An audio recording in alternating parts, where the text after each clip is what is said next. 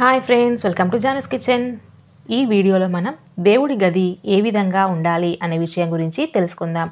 పూజ గదిని ఎల్లప్పుడూ ఇంటి ఈశాన్య మూలలో ఉండేలా చూసుకోవాలి. పూజ గదిలో దేవుడి విగ్రహాలు లేదా ఫోటోలు పెట్టిన ప్రాంతం ఎప్పుడూ శుభ్రంగా స్వచ్ఛంగా ఉండాలి. పూజ గది ఎప్పుడూ సరళంగా ఉండాలి. దానికి గోపురం లేదా త్రిశూలం ఉండకూడదు. పూజ గదిలో ఎక్కువ సంఖ్యలో దేవుని విగ్రహాలను ఉంచకూడదు. పూజ గదిలో దేవుని క్యాలెండర్ ఉండకూడదు. దేవుడి విగ్రహం ఎత్తుగా ఉండకూడదు. ఇంట్లో శివలింగాన్ని ఉంచవద్దు. ఒకవేళ ఉంటే నిత్యం అభిషేకం చేయడం మర్చిపోవద్దు. బాలకృష్ణుడి విగ్రహం పూజ గదిలో ఉండాలి. దానికి తప్పనిసరిగా రోజువారీ పూజలు చేయాలి.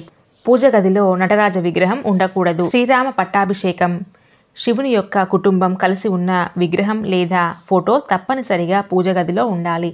శాంత స్వరూపంలో ఉన్న దుర్గాదేవి విగ్రహాన్ని మాత్రమే ఇంట్లో ఉంచాలి. పూజ గదిలో మీ పూర్వీకులు లేదా తల్లిదండ్రుల ఫోటోలు పెట్టవద్దు. పూజ గదిలో దీపం వెలిగించాలి. సంధ్యా సమయంలో తూర్పు ముఖంగా దీపం వెలిగించాలి. ఇంట్లో 3 వినాయక విగ్రహాలు లేదా ఫోటోలు ఉండకూడదు.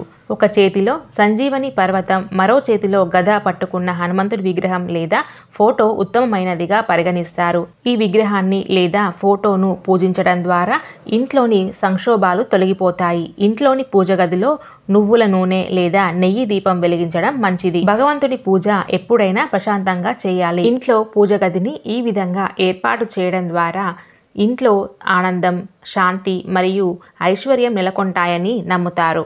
ఈ వీడియోలో మనం దేవుడి గది ఏ విధంగా ఉండాలి అనే విషయం గురించి తెలుసుకున్నాం కదా. మరో మంచి వీడియోతో మనం నెక్స్ట్ వీడియోలో కలుసుకుందాం. ఐ హోప్ ఈ వీడియో మీ అందరికీ నచ్చిందని అనుకుంటున్నాను.